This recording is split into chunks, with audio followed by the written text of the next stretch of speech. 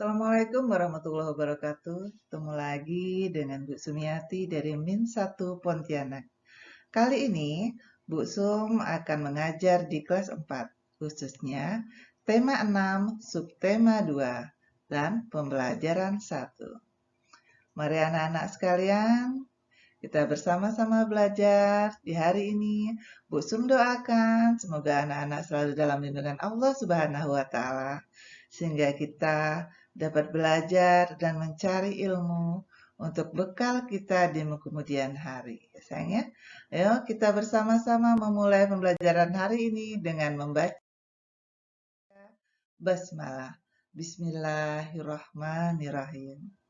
Ya, anak-anak sayang, untuk tujuan pembelajaran kita pada hari ini, yakni yang pertama, melalui kegiatan mengamati teks puisi dan menjawab pertanyaan yang terkait dengan puisi, anak-anak nanti dapat menjelaskan cara membuat puisi dengan benar.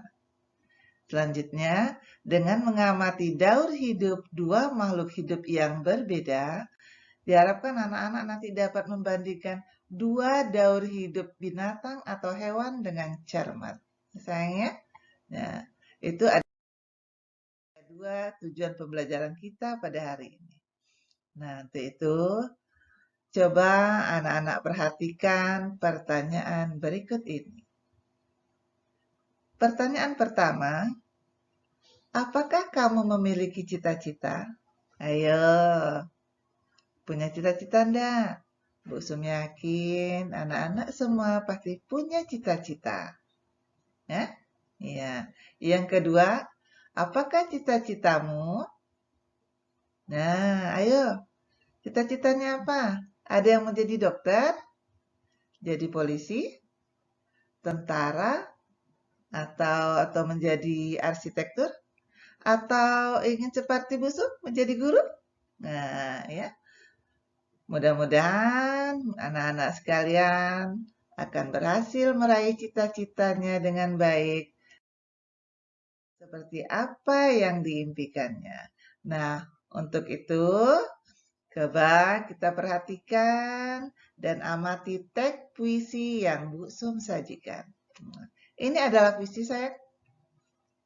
Puisi ini judulnya Cita-Citaku. Pada puisi, judulnya itu memang biasanya ditulis di atasnya. Ini judulnya. Di bawah judul adalah penciptanya atau karyanya. Ini M. Ridwan Hafid. Dan ini adalah bagian dari puisi atau isi puisinya. Nah, ini ada gambar. Perhatikan gambar apa nih, saya? Gambar ibu dokter, ya. Nah, jadi berkenaan dengan puisi ini, dengan gambar yang ada di sampingnya, nah, inilah yang akan kita pelajari hari ini, ya sayangnya. Nah, lanjut. Untuk pelajaran selanjutnya atau materi selanjutnya, kamu dengarkan dulu puisi yang akan Bu Sum bacakan. Puisi ini judulnya Cita-Citaku. Nah, diperhatikan puisi yang udah Bu Sum sajikan nih. Bu Sum akan bacakan dan nanti anak-anak boleh mengikutinya, boleh mendengarkan dulu. Nah, setelah Bu Sum selesai nanti boleh dibacakan kembali untuk mengikuti cara Bu Sum membaca puisinya ya. Dengarkan ya sayangnya. Cita-citaku, karya M. Ridwan Hafid. Cita-citaku ingin menjadi dokter, agar dapat menyembuhkan orang sakit. Cita-citaku ingin menjadi dokter, agar anak-anak menjadi sehat.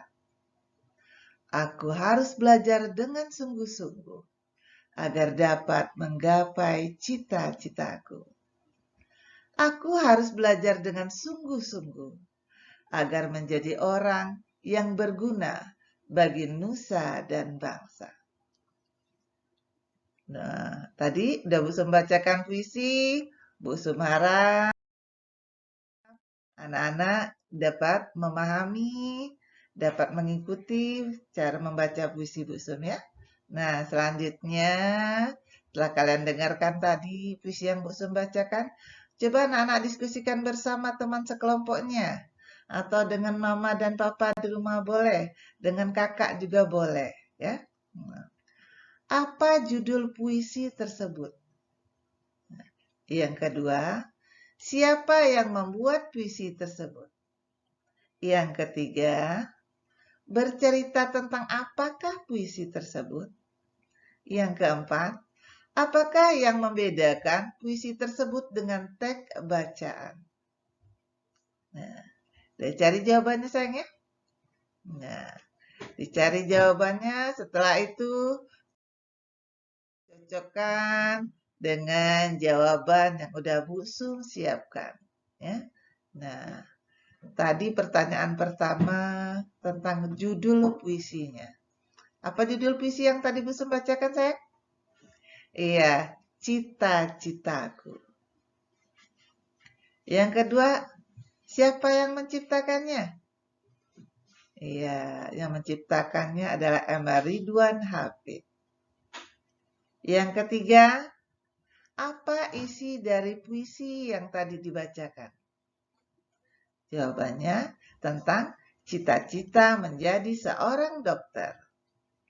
Yang keempat, apa perbedaan dari puisi dengan teks bacaan? Perbedaannya, kalau di dalam puisi itu terdapat baris dan larik serta rima yang teratur. Itu adalah perbedaan antara atau dengan puisi dengan teks bacaan. Gimana? Bisa menjawabnya semuanya? Ada yang salah? Enggak, pintar Bu Sum yakin kalian dapat menjawab pertanyaan tadi dengan baik. Ya sayang ya? Nah, selanjutnya ayo kamu latihan atau kita bersama latihan untuk mengerjakan beberapa pertanyaan di bawah ini. Pertama, kamu cari satu buah puisi. Nah, puisi anak ya sayangnya, puisi anak. Dari koran, majalah, atau dari buku-buku. Atau dari Google juga boleh. Kemudian, puisi tersebut disalin di buku tulis. Di buku tulis kalian disalin. Kalau perlu dengan tulisan tegak bersambung yang rapi. Ya. Kemudian, kamu baca puisinya, amati bentuknya, dan isi puisi pilihan kamu tadi, ya. Nah, udah disalin, kamu baca, kamu amati tentang isi dari puisi yang kamu pilih tadi. Lalu, jawab pertanyaannya di atas di dalam buku tulismu. Nah, tentang isi puisinya tadi. Nah, tulis di buku tulisnya dengan membuat kesimpulan. Nah, apa yang kamu dapatkan dari puisi tadi? Kesimpulannya apa? Jadi puisi itu isinya tentang apa? Ya, itu adalah kesimpulan dari puisi yang tadi kamu pilih ya. Nah, tulis di buku tulis. Nah, tujuannya agar anak-anak dapat membuat puisi secara mandiri dengan tema cita-citaku. Selamat mencoba sayang. Bu Sum yakin puisi kamu pasti lebih baik. Ya sayang ya.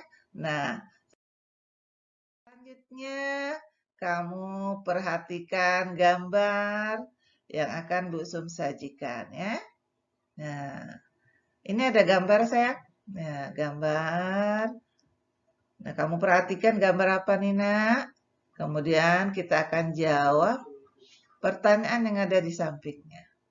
Perhatikan dulu gambarnya. Gambar apa ini? Profesi apakah yang ditunjukkan pada gambar tersebut? Nah, apa profesinya nih saya? Dokter. Perhatikan lagi apa yang diperiksanya nih nak? Oh, hewan. Berarti ini profesinya adalah dokter hewan. Ayo, di antara kalian ada enggak yang mau jadi dokter hewan? Ya, Bu Sum yakin ya.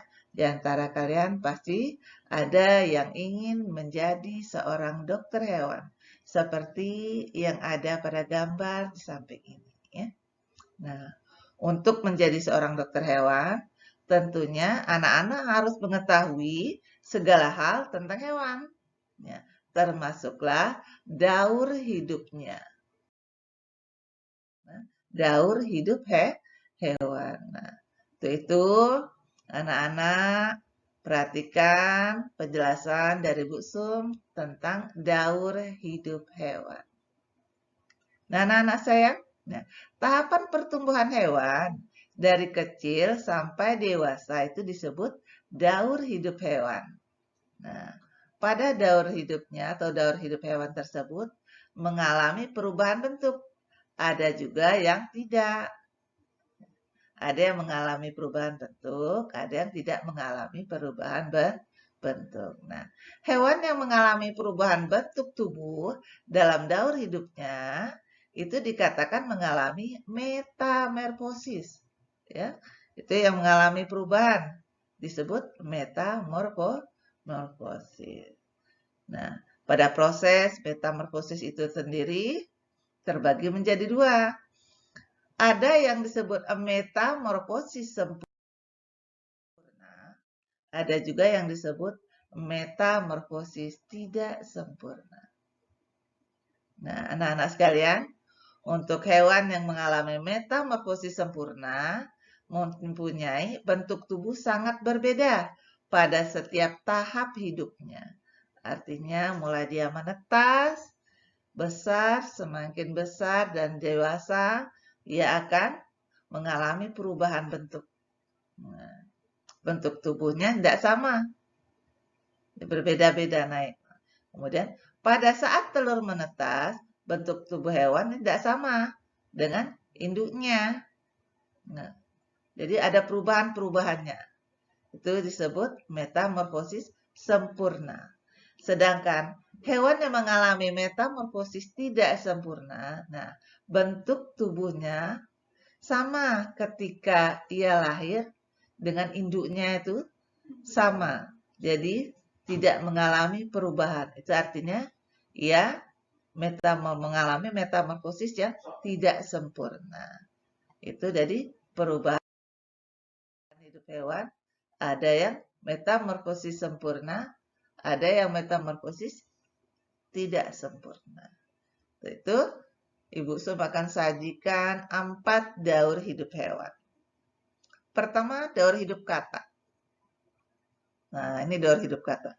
Nah, untuk membaca daur hidup itu putarannya searah jarum jam ya sayangnya. Nah, nih. Kata mulai dari telur, berudu, berudu berkaki, kata muda, dan menjadi kata dewasa. Itu daur hidup kata. Pertama. Kemudian daur hidup hewan yang kedua. Nah, ini adalah daur hidup hewan yang namanya kecoa. Nah, lihat nih. Ini adalah daur hidup kecoa. Daur hidup kecoa juga mulai dari telur. Nah, ini dari telur. Dari telur, nimfa 1, nimfa 2, jadilah kecoa dewasa 1, kecoa dewasa 2. Ini daur hidup kecoa. Ya sayang ya. Nah, itu kedua. Sekarang yang ketiga. Yang ketiga ini daur hidup yang akan disajikan adalah daur hidup capung. Nah, sayangnya. Nah, ini adalah capung. Pastinya ada di sekitar rumah kalian ya. Pernah lihat ya sayangnya? Nah, ini adalah capung. Capung juga mengalami daur hidupnya mulai dari telur. Dari telur, nimfa, capung muda, kemudian capung dewasa. Itu adalah daur hidup capung. Nah, yang juga dari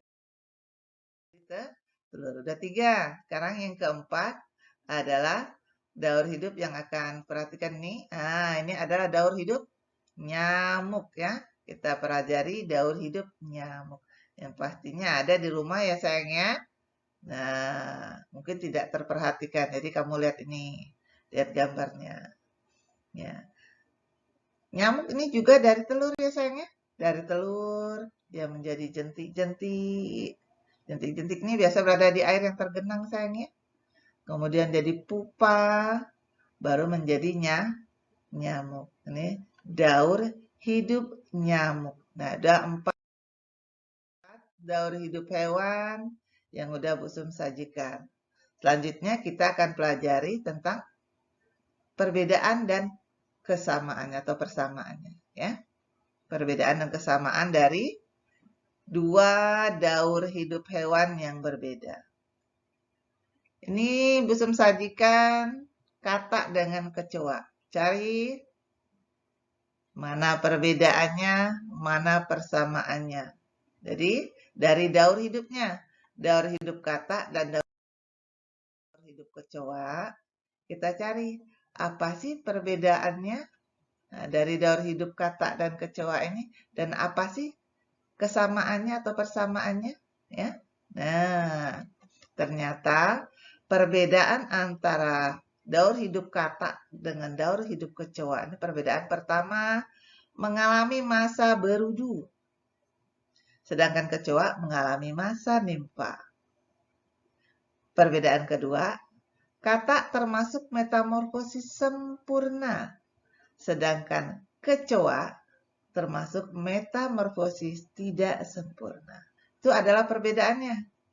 Perbedaan antara daur hidup kata dengan daur hidup kecoa. Nah, sekarang persamaannya. Apa sih persamaannya? Persamaannya ternyata kata dan kecoa ini daur hidupnya pertama dimulai melalui telur atau sama-sama mengalami masa telur di awal. Setelah itu, kata dan kecoa memiliki bentuk tubuh saat dewasa berbeda dari bentuk tubuh saat lahir atau saat telurnya menetas. Nah, dari bentuk tubuhnya saat menetas dengan saat dewasa berbeda. Ya, itu persamaan dari daur hidup kata dengan daur hidup kecoa. Nah, selanjutnya kita bandingkan lagi antara daur hidup nyamuk dengan daur hidup capung.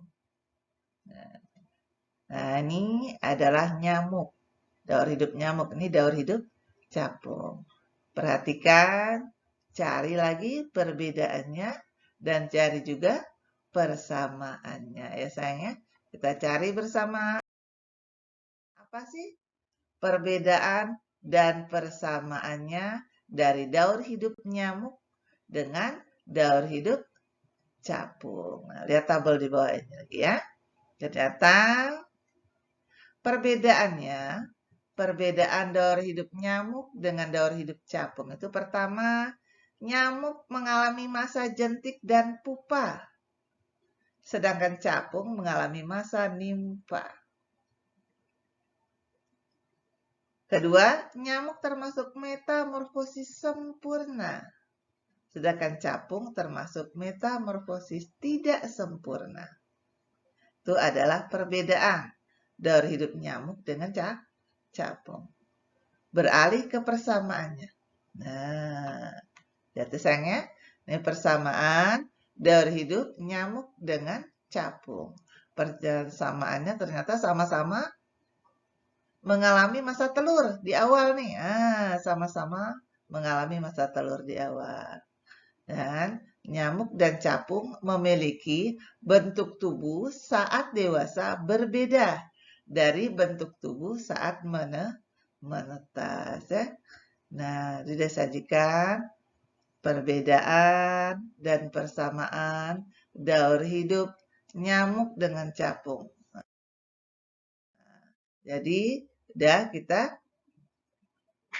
cari tadi apa persamaan dan perbedaannya. Nah, sebelum Bu Sum akhiri pelajaran hari ini, nah, apakah yang dapat anak-anak simpulkan dari kegiatan belajar hari ini?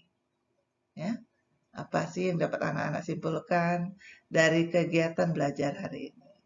Kemudian, nilai-nilai dan sikap apa saja yang dapat anak-anak kembangkan setelah melakukan kegiatan belajar di hari ini. Nah, sayang? Oke, selanjutnya, marilah anak-anak amati dari puisi yang terdapat di majalah dan koran, ya. Nah, cari puisi di majalah, koran, atau buku, atau di Google, boleh ya sayang, puisi anak ya nak. Kemudian diskusikan dengan orang tuanya tentang cara menulis puisi yang baik, ya. Nah, yang selanjutnya, yang kedua, anak-anak cari hewan. Pilih hewan yang kamu suka, yang ada di sekitarmu, yang ada di sekitar rumahmu. Mungkin piaraanmu ada, mungkin piaraan temanmu dekat rumahmu ada. Nah, tentukan apakah hewan tersebut mengalami metamorfosis sempurna, apakah dia mengalami metamorfosis tidak sempurna, atau ia tidak mengalami metamorfosis, ya. Nah, ya. Demikian pembelajaran Bu Sum hari ini. Kita akan bertemu kembali di pembelajaran-pembelajaran berikutnya. Doa Bu Sum untuk anak-anak semoga sehat selalu, semoga diberi kemudahan dalam belajar hingga mendapat ilmu yang barokah. Billahi taufiq wal hidayah. Wassalamualaikum warahmatullahi wabarakatuh.